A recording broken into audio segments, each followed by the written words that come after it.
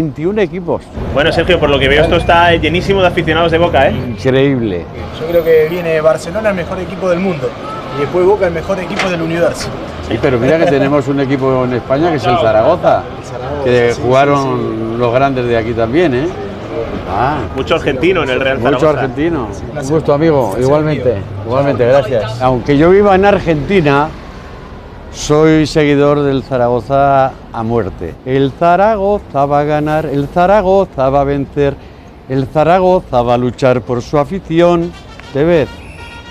Messi, no te olvides. Un saludo para Aragoneses por el Mundo.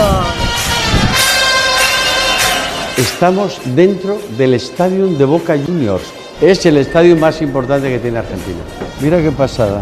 Esto es una pasada. En Argentina de aquí al cielo, porque no hay otro estadio como este. Me pasa igual con la Romareda. Pero aunque usted esté aquí... Me acuerdo allí, estoy ahí, sí, estoy ahí. Mira, ahí va siempre conmigo, mi pin del Real Zaragoza. Tenemos una sorpresa. Usted se acuerda aquí del Real Zaragoza y el Real Zaragoza también se acuerda de usted en la distancia. A ver si reconoce al protagonista.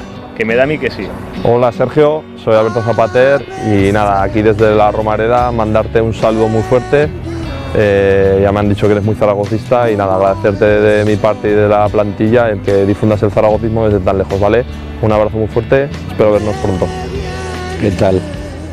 ¿Qué tal? Te agradezco tremendamente y espero pronto poderte abrazar, ¿no? ¡Jo! Esta es una sorpresa, de verdad. En la cancha de Boca y me están mandando este mensaje del Zaragoza, mira tú. Le emociona.